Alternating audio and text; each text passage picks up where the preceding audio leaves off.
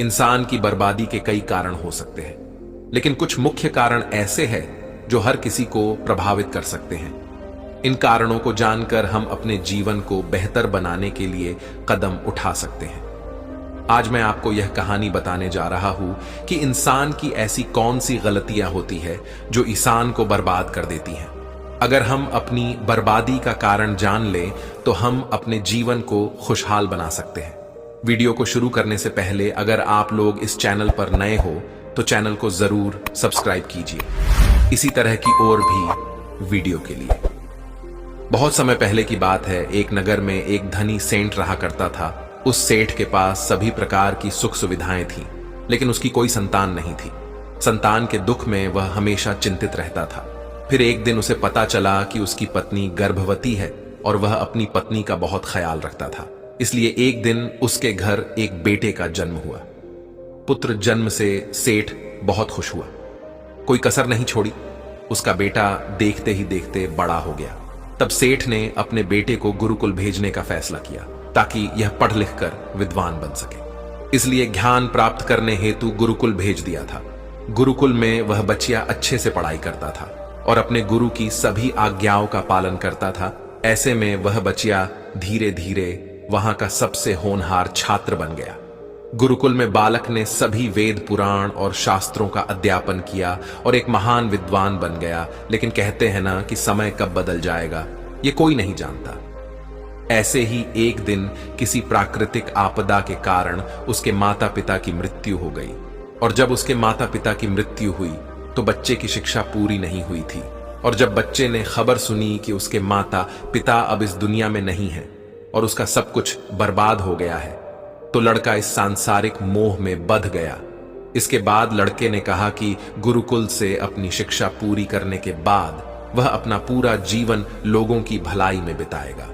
फिर जब बालक की शिक्षा पूरी हुई तो उसके बाद बालक साधु बन गया और वह सांसारिक चीजों से दूर हिमालय के जंगल में चला गया।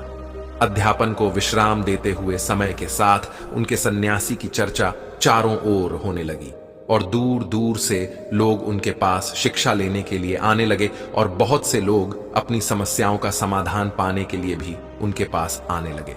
वह समस्याओं का समाधान बड़ी आसानी से कर देता था, जिससे वह पूरे राज्य में प्रसिद्ध हो गया।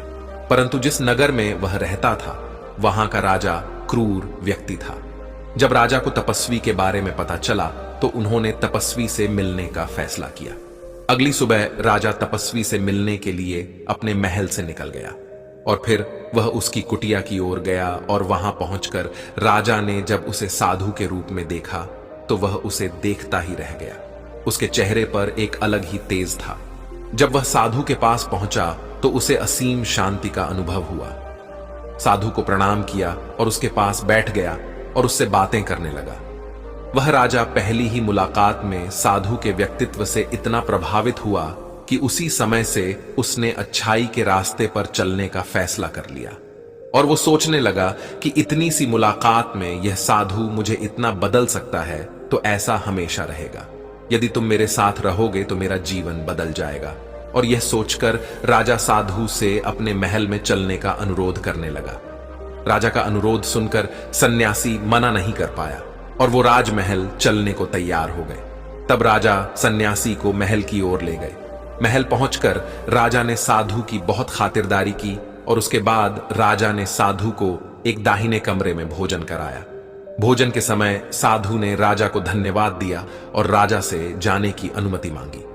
यह सुनकर राजा ने कहा कि आप हमारे बाग में जब तक चाहे तब तक रह सकते हैं। आपको यहां किसी भी प्रकार की असुविधा नहीं होगी और आप यहां रहेंगे तो हमारे लोगों को भी अच्छा लगेगा और हमें भी अच्छा लगेगा। यह सुनकर साधु ने राजा का प्रस्ताव स्वीकार कर लिया। राजा के आदेशानुसार सेवकों ने एक सुंदर कुटिया बनाई। उसके बाद साधु उसी कुटिया में रहने लगा। राजा ने उनकी बहुत सेवा की, लेकिन कई वर्षों के बाद राजा और रानी को किसी जरूरी काम से दूसरे राज्य में जाना पड़ा। लेकिन उन्होंने साधु की सेवा के लिए एक सेवादार नियुक्त कर दिया। लेकिन राजा के जाने के बाद वह सेवादार बीमार पड़ गया और अपने घर चला गया और कभी लौटकर वापस नहीं आया। तो तपस्वी को गुस्सा आ गया और उसने राजा को खूब खरी खोटी सुनाई और राजा से कहा कि जो जिम्मेदारी आप पूरी नहीं कर सकते वह जिम्मेदारी आप क्यों लेते हो। तब राजा ने तपस्वी से पूछा और कहा कि सन्यासी, क्या मुझसे कोई गलती हो गई है? तो इसके लिए मैं आपसे क्षमा मांगता हूं। कृपया मुझे क्षमा करें और आपका क्रोध शांत करें और बताएं कि क्या हुआ था। यह सुनकर साधु ने उससे कहा कि तुम्हारे जाने के बाद मुझे यहां किसी ने भोजन नहीं दिया और मुझे कई दिनों तक कष्ट सहना पड़ा। यहां आकर मैं भूखा रहा और किसी ने मुझसे मेरा हाल भी नहीं पूछा। यह सुनकर राजा ने तपस्वी से माफी मांगी और कहा कि आज के बाद ऐसी गलती नहीं होगी। फिर कुछ देर बाद मामला शांत हुआ, जब राजा और तपस्वी के बीच बातचीत चल रही थी। रानी भी छुप कर सुन रही थी यह सारी बातचीत। उसके बाद राजा ने उसे तपस्वी से शिकायत का मौका नहीं दिया और उसकी खूब सेवा की। लेकिन कुछ दिनों के बाद राजा को किसी जरूरी काम से अपने राज्य से बाहर जाना पड़ा। लेकिन इस बार राजा ने राज्य से बाहर जाने से पहले अपनी रानी से कहा कि जब तक मैं न आऊं तब तक तुम स्वयं ही उस तपस्वी की देखभाल करोगी। यह सुनकर रानी बोली, हां महाराज, आप अवश्य जाइए। मैं सन्यासी महाराज की अच्छी देखभाल करूंगी। बाद में रानी प्रतिदिन भोजन बनाकर सन्यासी महाराज के पास भेजती थी। लेकिन एक दिन रानी स्नान करने चली गई और साधु को भोजन देना भूल गई। भोजन क्यों नहीं आया? इसके बाद साधु ने सोचा कि वह स्वयं महल में जाकर देखेगा कि अब तक भोजन क्यों नहीं आया, और फिर वह महल में पहुंच गया। जब वह महल के अंदर पहुंचा तो वहां उसकी नजर रानी पर पड़ी। रानी के लंबे लंबे काले काले केस जो कि उसकी कमर पर लहरा रहे थे, उसकी कजरारी आंखें जो देखने मात्रा से ही घायल कर दे, उसकी हिरनी जैसी चाल। रानी के इतने सुंदर रूप को देखकर सन्यासी चकित हो गया और रानी की सुंदरता सन्यासी के मन में घर कर गई और वह वहां से बिना कुछ कहे ही अपनी कुटिया में लौट आया। Sir, one last question sir, क्या ड्रीम 11 पे सच में लोग जीतते हैं? ये बाजू में बैठा हुआ प्रवीण नहीं दिख रहा है आपको? हाय, मैं प्रवीण त्रिपाठी गुरुग्राम से हूँ। मैंने लास्ट ईयर दिल्ली और गुजरात के मैच में पूरे 1 करोड़ जीते हैं और मैं असली हूँ भाई। अगले प्रवीण। सन्यासी रानी के रूप की सुंदरता को भुला न सका और वह खाना पीना छोड़कर अपनी कुटिया में पड़ा रहा। उसने कई दिनों तक कुछ भी नहीं खाया, जिस वजह से वह बहुत कमजोर हो गया। फिर कुछ समय बाद राजा वापस लौटे और जब उसे सन्यासी की हालत का पता चला तो वह सीधे सन्यासी के पास पहुंच गए और बोले कि हे भगवान, क्या बात है? आपको क्या हो गया और आप इतने कमजोर कैसे हो गए? किस गहरी सोच में डूबे हो? क्या मुझसे कोई गलती हो गई है? तब साधु ने कहा, नहीं राजन, आपने कोई गलती नहीं की है। यह सुनकर राजा बोले, तो फिर क्या बात है? आप मुझे बताएं, मैं आपकी समस्या का समाधान अवश्य करूंगा। यह सुनकर तपस्वी ने राजा से कहा कि आपकी रानी की अद्भुत सुंदरता को देखकर मैं उसकी सुंदरता पर मोहित हो गया हूं और अब मैं रानी के बिना नहीं रह सकता। यह सुनकर राजा हैरान हो गया और कुछ देर सोचने के बाद राजा ने उस सन्यासी से कहा, मैं आपको रानी दे दूंगा। यह सुनकर सन्यासी बहुत प्रसन्न हुआ। फिर राजा सन्यासी को लेकर महल चले गए और जब राजा और सन्यासी महल पहुंचे तो उस दिन रानी ने अपने सबसे सुंदर वस्त्र और आभूषण पहनने थे। फिर राजा रानी के पास गया। राजा ने रानी से कहा कि इस साधु की मदद करनी चाहिए। वह बहुत कमजोर स्थिति में जा चुका है और मैं नहीं चाहता कि एक बुद्धिमान व्यक्ति की हत्या का कलंक मेरे सिर पर लगे। राजा की यह बात सुनकर रानी ने राजा से पूछा कि आखिर इन सन्यासी के इस दुख का कारण क्या है? तो राजा ने रानी से कहा कि सन्यासी आपकी अद्भुत सुंदरता के दीवाने हो गए हैं। राजा की यह बात सुनकर रानी ने कहा कि राजन, आप चिंता मत करिए, अब आप सब कुछ मेरे ऊपर छोड़ दीजिए। मुझे पता है कि मुझे अब क्या करना है। आपके ऊपर ना तो सन्यासी की हत्या का पाप लगेगा और ना ही उससे मेरे पवित्र धर्म का नाश होगा। रानी की यह बात सुनकर राजा ने रानी को सन्यासी को सौंप दिया। उसके बाद सन्यासी रानी को लेकर कुटिया पर पहुंचे। जब रानी सन्यासी की कुटिया पर पहुंची, रानी ने सन्यासी से कहा कि हमें रहने के लिए घर चाहिए, हम इस झोपड़ी में नहीं रह सकते। यह सुनकर सन्यासी राजा के पास गया और राजा से जाकर बोला कि हे राजन, हमें रहने के लिए घर चाहिए। सन्यासी की बात सुनकर राजा ने उनके लिए घर का प्रबंध कर दिया। फिर सन्यासी रानी को लेकर घर पहुंचा।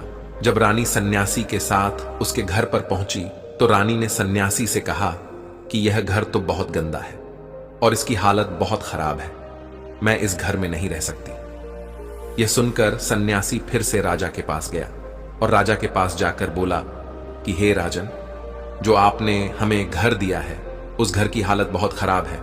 सन्यासी की बात सुनकर राजा ने उस घर की हालत ठीक करवा दी। उसके बाद फिर रानी घर के अंदर गई और नहा धोकर बिस्तर पर आ गई। तभी साधु भी बिस्तर पर आ गया। फिर उसके बाद रानी ने साधु से कहा कि आप जानते हैं कि आप कौन हैं और क्या बन गए हैं। आप एक महान साधु थे जिनके लिए राजा स्वयं सभी आवश्यक चीजें उपलब्ध कराते थे, जिनके पास दूर दूर से लोग ज्ञान प्राप्त करने आते थे, जो लोगों को सत्य का मार्ग दिखाते थे, जो लोगों की समस्याओं का समाधान करते थे, जिन्हें सभी लोग गुरु मानते थे, जिसे सब लोग भगवान मानकर पूजते थे। और आज आप वासना के कारण मेरे गुलाम हो गए हैं। रानी की यह बात सुनकर साधु को झटका लगा और उसे एहसास हुआ कि वह एक साधु है और यह सब क्या कर रहा है। वह ये सब सुख सुविधाएं छोड़कर शांति की तलाश में जंगलों में चला गया था। सन्यासी जोर जोर से रोने लगा और चिल्लाने लगा और रानी से कहने लगा कि मुझे क्षमा कीजिए महारानी, मैं यह क्या करने जा रहा था। मैं अभी आपको राजा को सौंप कर आता हूं। सन्यासी की बात सुनकर रानी ने सन्यासी से प्रश्न किया कि साधु महाराज, मेरे मन में एक प्रश्न उठ रहा है, कृपया मेरे प्रश्न का उत्तर दीजिए। रानी की बात सुनकर सन्यासी ने कहा कि पूछो, तुम्हारा क्या प्रश्न है। फिर रानी ने कहा कि जब आपको उस दिन भोजन नहीं मिला तो आप बहुत क्रोधित हो गए। तब मैंने आपका ये रूप पहली बार देखा था और तभी से मैं आपके व्यवहार में परिवर्तन महसूस कर रही थी। ऐसा क्यों हुआ साधु महाराज? आखिर आपको इतना क्रोध क्यों आया? रानी की बात सुनकर सन्यासी ने रानी को समझाया कि जब मैं जंगल में था तो मुझे समय पर भोजन भी नहीं मिलता था, लेकिन जब मैं महल में आया तो महल में आने के बाद मुझे सारी सुख सुविधाएं मिली और फिर मैं इन सभी सुख सुविधाओं के मोह में फंस गया और मुझे इसके प्रति लगाव उत्पन्न हो गया और फिर मुझे इसको पाने का लालच उत्पन्न हो गया और जब मुझे यह नहीं मिला तो मेरे अंदर क्रोध उत्पन्न हुआ। फिर सन्यासी ने कहा कि महारानी, सच तो यह है कि अगर इच्छा पूरी नहीं हो तो क्रोध उत्पन्न होता है और अगर इच्छा पूरी हो जाए तो लालच बन जाता है। फिर सन्यासी ने रानी से कहा, यह इच्छा की पूर्ति ही मुझे वासना के द्वार तक लेकर आई है और मैं आपके प्रति आकर्षित हो गया। इसके बाद वो सन्यासी रानी को लेकर राजा के पास गया और बोला कि राजन, मुझे क्षमा कर दीजिए, मुझे अपनी गलती का एहसास हो गया है। यह लो आपकी रानी, मुझे यह सब नहीं चाहिए। मैं अपनी इच्छा के वशीभूत होकर यह गलत कार्य करने जा रहा था और अपने जीवन को बर्बाद कर रहा था, लेकिन अब मुझे सब कुछ समझ आ गया है। उसके बाद उसे सन्यासी ने कहा कि हे राजन, मनुष्य की बर्बादी का कारण उसकी 4 आदतें बनती है और दुनिया की हर एक व्यक्ति के अंदर यह 4 अवगुण होते हैं, लेकिन जो व्यक्ति इन पर नियंत्रण कर लेता है वह दुख और परेशानियों से बच जाता है। वहीं जो व्यक्ति इन 4 दोषों पर नियंत्रण नहीं कर पाता है वो बर्बाद होने के कगार पर पहुंच जाता है।